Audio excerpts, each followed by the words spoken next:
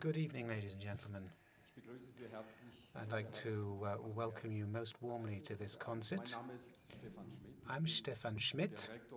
I'm the director of the Academy for Music in Basel. Perhaps I could ask you to come forward. You'll be able to hear the music better. I mean, I've got a microphone, but if you're right at the in the back row there, you won't hear the music as well as if you come forward. The Academy of Music in Basel was invited to put on a few concerts here in this economic forum, and we decided to not only offer you a concert, but something quite special, which we're going to show you this evening.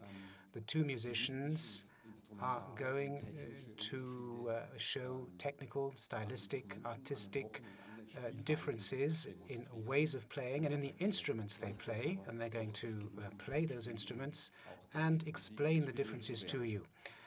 And I'd like to introduce them to you very briefly. Thomas Demenga, who is one of the most well-known cello players in the music world today.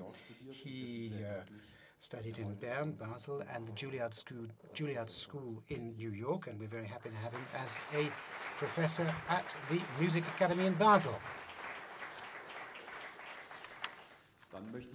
And I'd also like to introduce to you Tobias Schabenberger, who is a pianist, who studied in Stuttgart and Bern, and also was an assistant professor in Bern, came to Basel last year as professor for piano and chamber music, and also as a leading performer. So he has two things. He teaches and he also performs in Basel.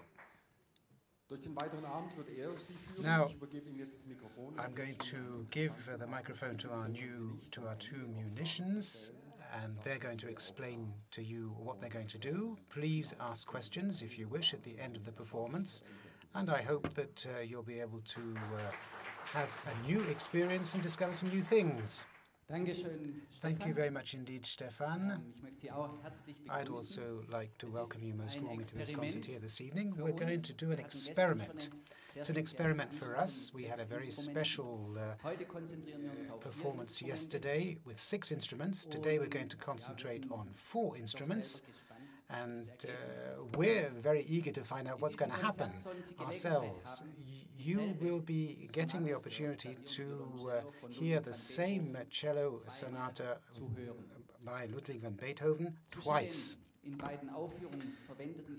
And there are quite considerable differences. The 2 keyboard instruments and the 2 string instrument. There are 200 years of technical and other changes, as you can see if you look at the instruments up here on the rostrum. As musicians, we are, of course, looking at our cultural and musical heritage every day. We have to look at the specificities of each piece of music as it was composed at the time and try and interpret it in the current modern era. And therefore, it's always necessary to try and find out what the music sounded like when it was composed. And today we have a piano, and Thomas Demenga has two cellos, and he will be talking about them this evening. We shall play the sonata first on modern instruments. That you probably know it and you've heard it. We shall then talk about the instruments, and then we shall play the sonata again on the older instruments, and then we'll be very happy to take your questions. I hope there will be some questions, and I hope the performances will raise some questions in your mind. As I said, every work is composed, and Ludwig van Beethoven composed this particular sonata, and I'd like to say a few words about it before we actually play it for you. The Prince of Winovsky was a sponsor a patron of Beethoven, and Beethoven was not somebody who liked to travel. He made it possible, however, for Beethoven to travel. He went to Prague, Dresden, Leipzig, and Berlin. Beethoven was 26 years old. The Prince of Lichnowsky had done the same journey with Wolfgang Amadeus Mozart 7 days earlier. So the end of the journey was supposed to be Berlin, the court of King Friedrich William II. The king was himself a passionate cello player, and he had the two most famous cello virtuoso at the time, the Dupont brothers. So Beethoven was going into the den of the lions at the age of 26, and he had, of course, to show what he was worth. And Beethoven composed 2 cello sonatos on this journey, or for the journey. He took them with him, and he played the piano with one of the 2 Dupont brothers played the cello. We don't know which one it was, but one of them played the cello part. There was a considerable pressure on Beethoven at the time, as you probably realize, because the Dupont brothers didn't actually revolutionize cello playing, but they were the virtuosos. They were the best performers of the time. And to give you a brief introduction to the Dupont, Thomas is going to play a Dupont study for you to start with.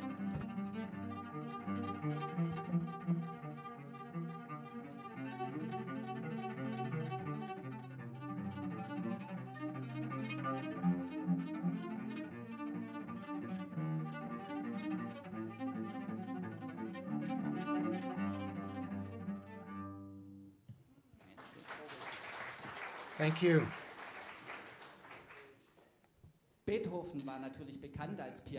Beethoven, of course, was well known as a pianist, and it was important for him to show what a good pianist he was in Berlin.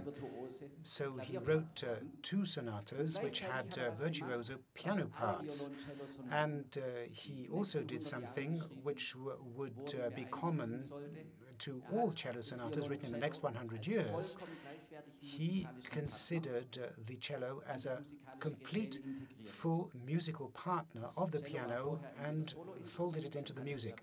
The cello was a solo instrument previously, and it was known as a bass for an accompanying bass. And this dual character of the sonata for the cello and the piano was something quite new. Cello is used as a bass, as a middle voice, and in a dialogue with the piano. And it was a cornerstone for the new development. Mozart and Haydn composed nothing for the cello, or no sonatas anyway, so Ludwig van Beethoven really had a great performance here, and cello sonatas then became a part of the repertoire. And we're going to play the second of these 2 cello sonatas for you, the 2 that he took with him on that journey to Berlin. And so that you know how the sonata goes, let me play with Thomas 2 or 3 particularly crucial issues before we play the whole sonata. Starts with a slow introduction, and that too was rather surprising. It could have begun with a virtuoso cello play, but this very slow introduction was something that a 26-year-old composer would not normally have composed. It was quite surprising at the time, and we'd like to play for you this slow introduction before we start.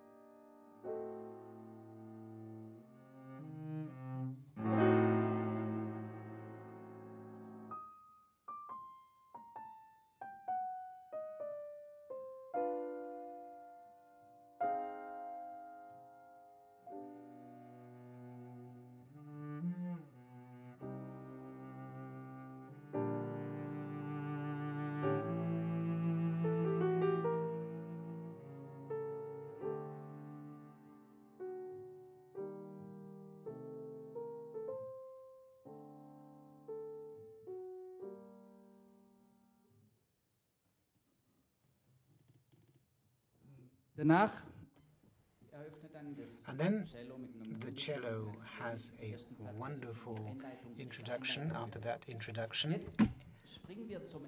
Then let's go to the end of the introduction and the transition to the first movement.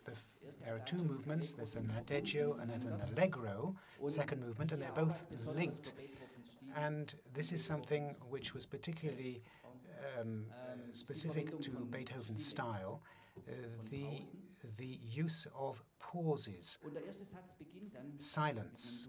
And the first movement starts as a dialogue between the cello and the piano with dialogue, and you don't really realize that the first movement has begun. Let me show you what I mean.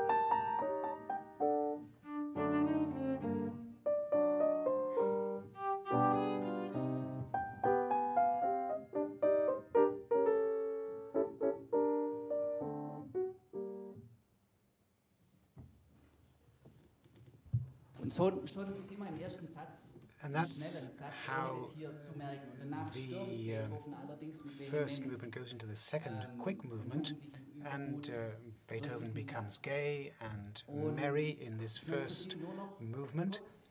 And I'd like to play for you the theme of the second movement. Again, it's a fairly fast movement, an allegro. It's a bit there's a bit of folk music in here that Beethoven very often used.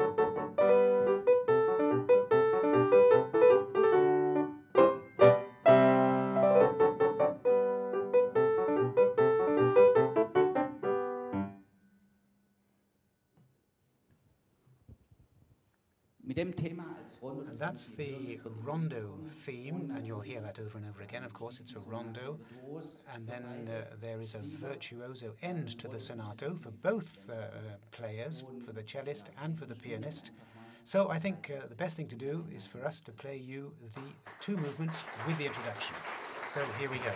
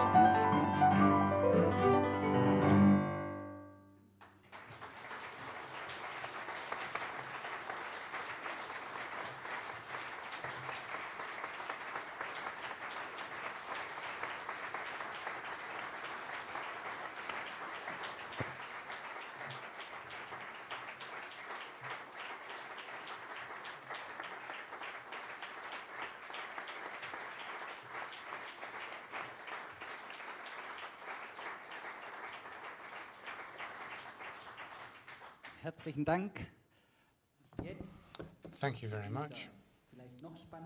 Now perhaps we move on to the even more exciting part of the evening. We've now played with modern piano and modern cello with steel strings. We have now a piano built in 1806, only 10 years after the sonata was composed. In Vienna, it was built by Michael Rosenberger. Now, we brought it here yesterday, and I'd like to just go into a couple of details about the piano, and then Thomas will say a little bit about the cello, which is going to be used. And let me just come down to the instrument, and I'll open it up.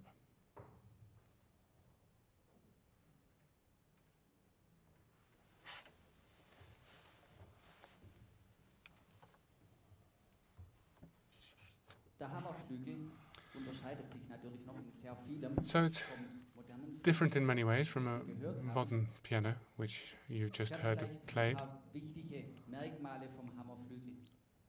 I'd like to point out a couple of salient features. The first piano was built in 1700 in Italy by Mr. Cristofori. The power of the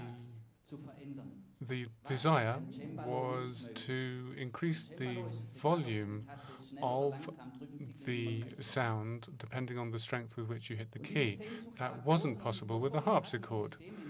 And Cristofori introduced a system where the hammer hit against the string, and because depending on its strength, it was either loud or quiet. Now, I'm going to demonstrate that, but don't be worried, loud is a relative thing.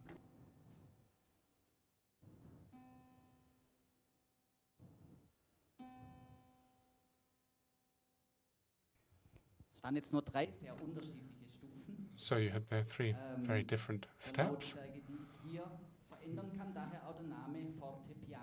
So this was called the pianoforte because it was the first piano that it was possible to play either loudly or quietly. Another 100 years passed by before changes. In 1806, 100 years later, there were 100 piano makers, and they all built different instruments.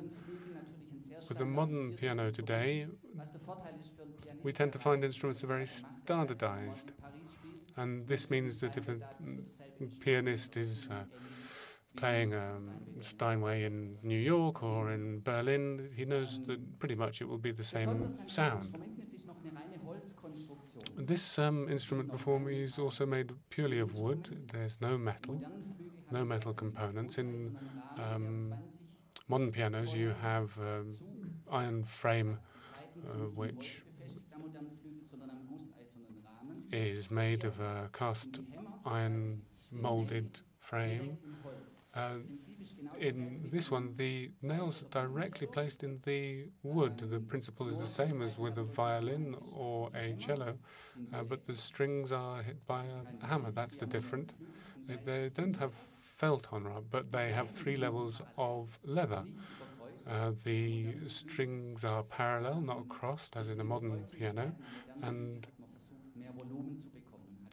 the crossing of the strings in modern pianos is designed to increase volume, and that's a method which has succeeded. But they're still parallel in this older instrument.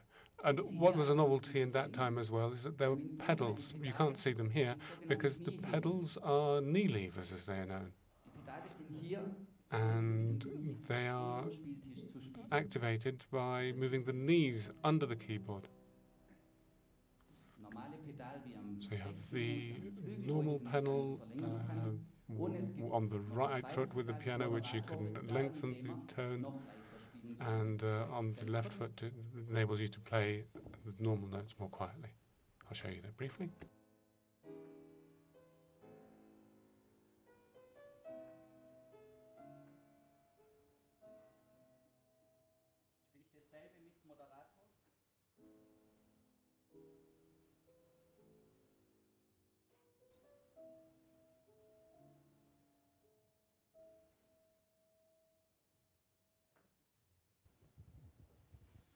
And you can see that what happens is that the listener is compelled to listen. It's very interesting how in a concert after 5 or 6 minutes the public begins to listen. The whole of dynamic breadth here is played in a quieter range than in a modern piano. Modern pianos were developed in the 1870s. The concert halls were getting bigger. As you can see here, we have many fewer keys than in the modern piano. Here it ends with F. We have another half octave on a modern piano, but Schubert and Beethoven had only these octaves. Given that the nails directly in the wood, you can't have a strong steel strings like you do in modern pianos. They are less powerful. At the time of Schubert and Mozart, the concert halls were a lot smaller. It wasn't possible, for example, to hear the same sonata many times. With our CDs today, it's very easy for us to reproduce music. That wasn't the case at the time.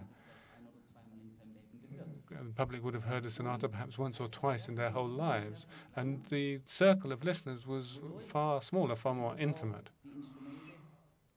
And that meant that the instruments and works were perceived in a very different way. With modern music, there's a much broader public, and with the older, what happens is the public has to be drawn in. And there are these dynamic differences in the lower range, which can be noted, as you will perhaps see. I'll now ask Thomas Demenga to say something about his two cellos.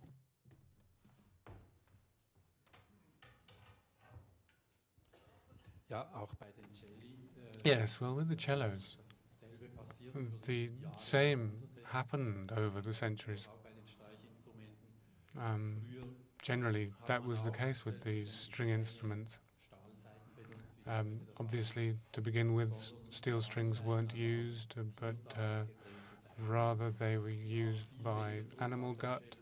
They used animal gut, rather, and that meant that the sound was a lot softer, the string was softer, and indeed the whole instrument is more pleasant to play.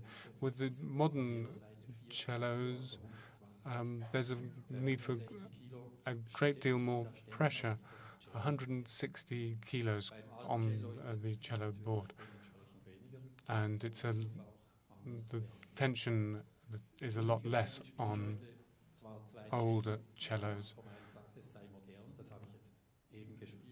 Now, I'm playing two cellos today.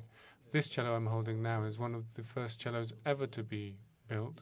It was 400 years old, built by the brothers Amati in Cremona. They were a dynasty of instrument builders, of violin builders. They carried the legacy of Antonio Stradivari, who was I'm sure you all know, the most famous violin maker of all time. That established the form of the cello. The cello that you saw before was originally a lot bigger. The cellos were about the half a counterbass and used generally only for the bass. Later, they were reduced to by cutting to cellos. My cello, for example, was reduced inside by around 5 centimeters in the middle. So they were generally cut in the middle to reduce the size. This cello is 200 years younger than that one. It's from the time of Beethoven, built in 1800 in Italy. That's a relatively small cello, cello piccolo, 7/8 cello, and that makes life difficult in some ways for the cello because the handling is slightly different by a couple of millimeters, and perhaps you will hear those difficulties reflected in the way that it's played. It's sometimes very interesting to play on two cellos in the same concert because the handling the fingering is very different and challenging to make that shift. This cello is made completely of wood. It's always been the way. So the changes that have taken place aren't as dramatic as for pianos. Also, the difference in volume is not as major, but the quality of the sound, you perhaps say, is broader, carries more, and it's remained a relatively loud instrument.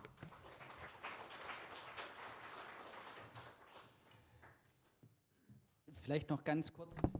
And perhaps very quickly, the voices of the two instruments are different. The tuning is different in the two instruments. An A in the times of Beethoven isn't the same as an A today. Allow me to show you that now.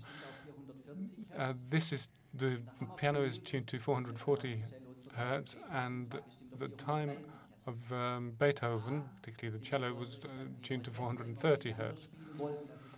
The orchestras wanted to play increasingly brilliantly, and in a conference in the early 1900s, the A was established at 440 hertz, and their orchestras which should pay between 435 and 445. That meant that the pressure could be a lot higher, but this means that the players have a real pressure to play in this very extrovert, high-spirited way, which the instruments, these instruments don't allow. And it's very difficult to know how an older instrument, a historical instrument, will react. But let me just demonstrate this.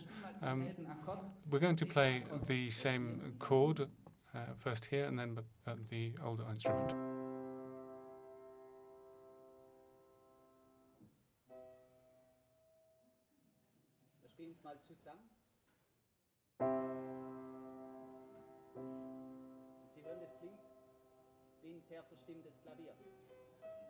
It sounds like a flat piano. Aber tatsächlich war das A einfach sehr viel tiefer. But it was only because the A was a lot deeper then. Das gehört zu einer wichtigen Sache, die sich für uns Spieler natürlich verändert mit dem historischen. Now that means that for us performers, those who are playing the instrument, we have to take that into account. Now, we perhaps want to illustrate with 2 or 3 passages before we play the whole sonata. As I've said, if you'd like to come a bit closer to the front, because the instrument is not loud. So please, don't be shy. Come up to the front. It would be the atmosphere and intimacy really has to be experienced, and that can only happen if we all come up to the front.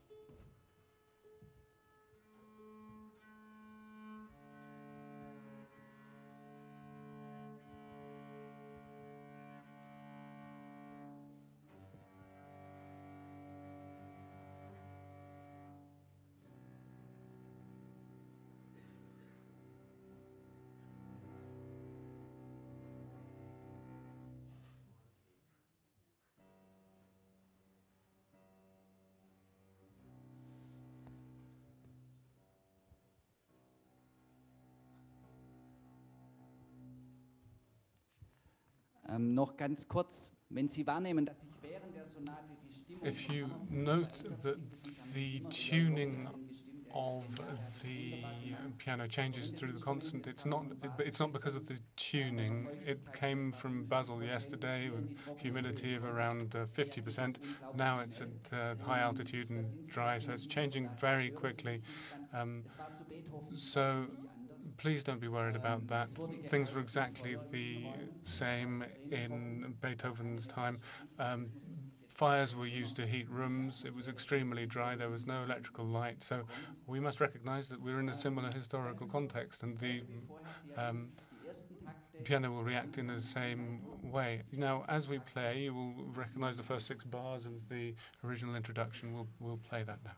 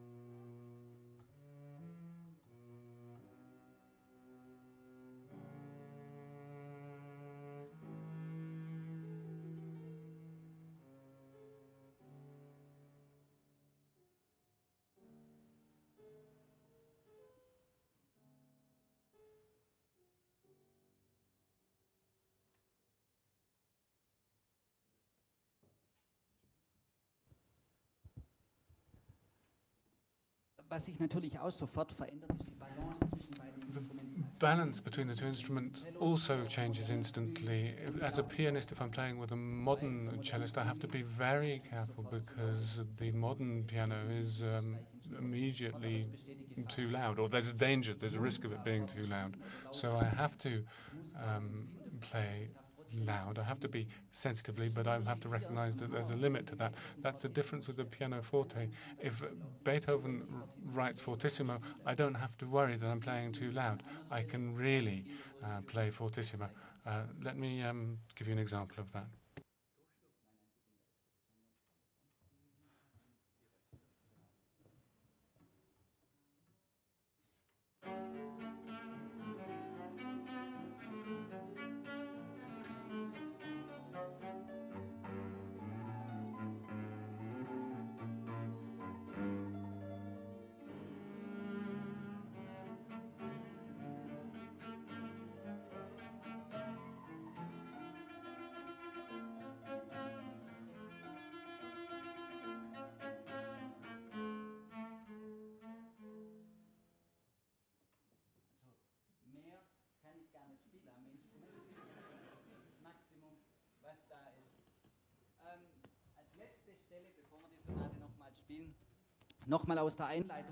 So once again, a passage from the introduction, because there's an interesting part where the cello gets to its lowest note, the C, and it can't get any lower than that on the cello. 3 bars later, Beethoven sends the left hand to the deepest, lowest note on the pianoforte, which is the F. It's interesting because on a modern piano, you don't realize that you've reached the last note. That was the last note that it was possible to compose. When you play it on a modern piano, you don't notice because you're not at the bottom limit. There are another 20 keys. So it's a very important difference.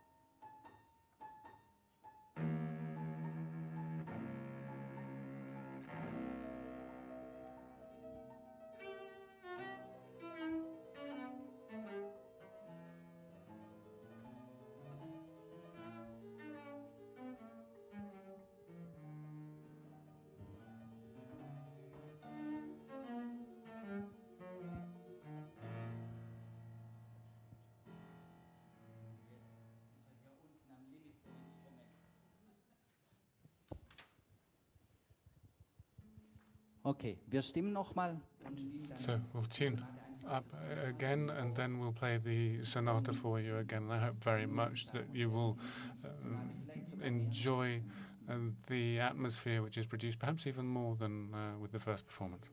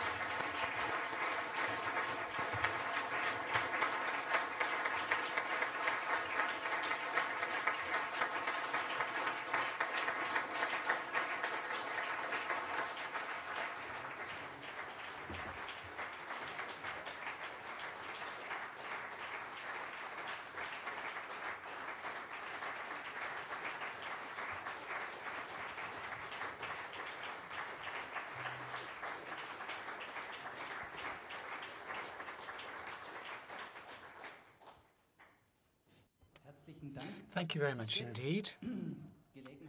Now, if you'd like to have an opportunity to put questions, you can come up afterwards. Once this is over, have a look at the instruments if you like. But if you have any burning questions, there's a microphone going around, so just stand up and put your question. There's one in the front row there. I'd like to know since when the strings have been wound with steel. I can't tell you exactly. There was a great deal of experimentation which was done with gut strings, and very earlier on there were metal wound gut strings, but it didn't last very long because there wasn't the technology to do them properly. And then there were very simple gut strings, and then later, more recently, gut strings were coated with very high-tech material, and that's the case with these strings. There is an aluminium wound gut string, and there's also a silver string. I'll show it to you. You see? There are grooves in it because it's the aluminium. The aluminium wind is a flat string. This is precision technology, which is still done by hand partly, and the bass strings are handmade. They're made by a freak in France who lives up in the mountains and does nothing but produce these strings, and you can buy them by mail order. Question over here, please.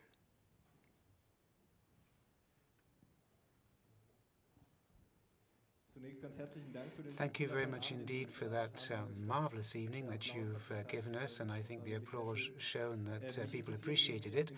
I'd like to know something about the instruments. We've had a direct comparison here, and how you play these instruments and how the practice has changed over the years. Perhaps could you give us your personal view? Do you think there is a definite contradiction here, or is it something that you can reconcile? Well, just because of the instruments, it has an influence on the way you play. And the way you play on a modern piano is not the same. And basically, I think if you look back in history, 30, 40 years ago, we started to wanted to find out what the instruments were like when people composed the music. Went back to Renaissance times and Baroque times. It's always a very difficult decision. What you expect today and what we try to tell our students is to make sure that they know how the instruments were played. We look at the sources.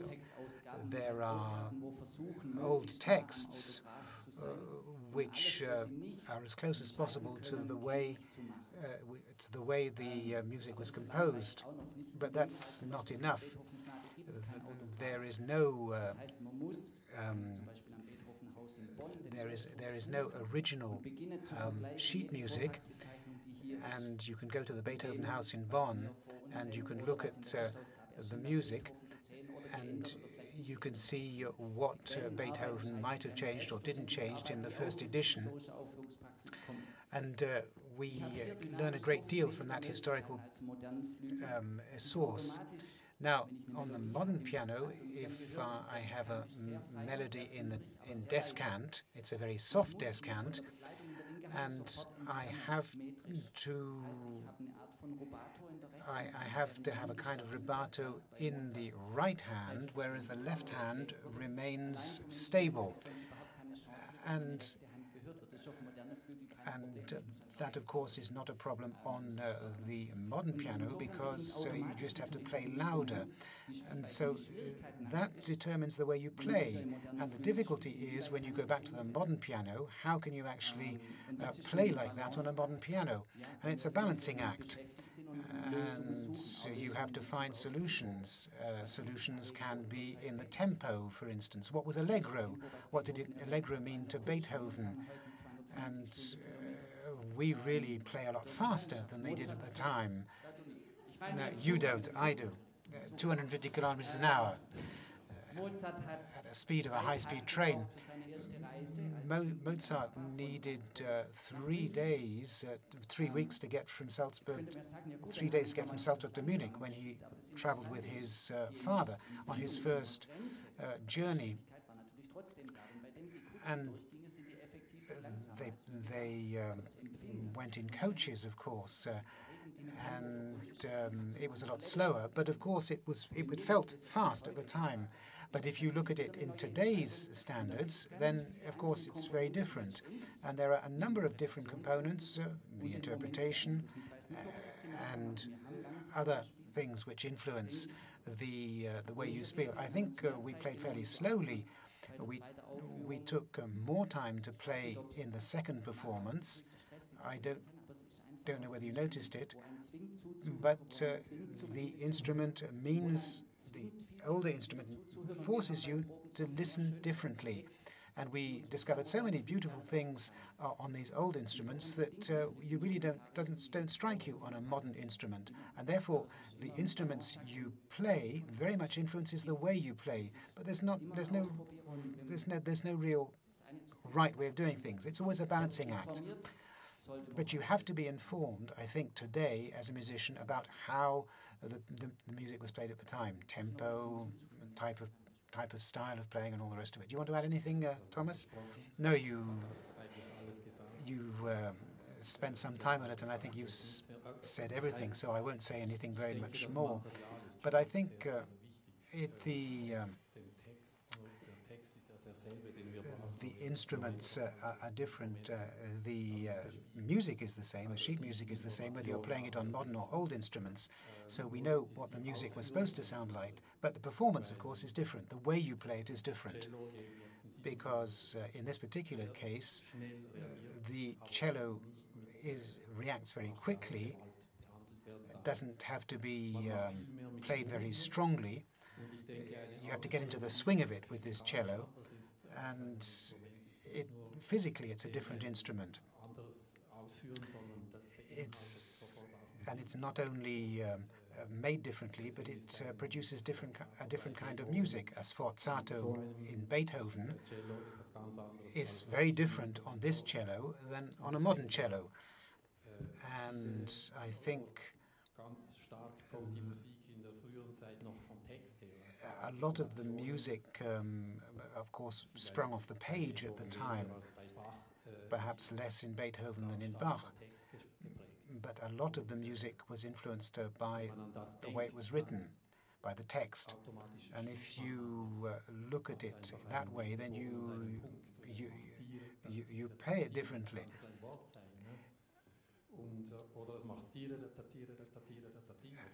And the rhythm depends on the text that the music accompanied. And the way you use the bow were determined in a way by the words that were in the music, and that determines the way the music is played. Any further questions?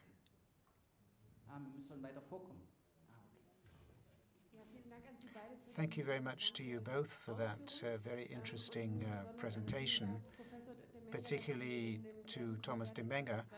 You've played two different cellos and showed two different playing techniques. Mr. Schabenberger, was it such a change for you, moving to the keys of an older instrument because they're much narrower and there are far more keys on a modern piano? Was that a big change for you as well? Yes, it was big for me because we rehearsed on the old piano, on the new piano. But I played the pianoforte yesterday, so it came back fairly easily. The weight of the keys and the size of the keys is very different. you don't have the keys can be depressed very easily, whereas with the modern piano you really have to press the keys. And I must say that, of course, I was brought up on modern pianos, but with the pianoforte, I think you can react more quickly to the instrument. And I have a pianoforte at home. This is my own instrument, and I know it so well, and I've grown up with it, and I've spent so many hours on it and enjoyed it so much. And the modern pianos, of course, are very different. You don't always hear it, but if I had 2 or 3 days with this instrument, I would have perhaps felt happier with it. So changing to the pianoforte was perhaps less of a problem than changing to the modern piano. And if I played the new piano again, you'd feel there was an elephant charging. And that's what you feel when you change from the old piano to the new piano. And the modern piano is a compromise with which you can play 250 music which is 250 years in span. I can't play Brahms on the pianoforte, for instance. And the instrument also doesn't play Baroque music very well. It's specific to its time. But in the modern piano, there are 6,000 parts, which is far more than on this pianoforte. And the 20th century music, which was written for the modern piano, it's a compromise. And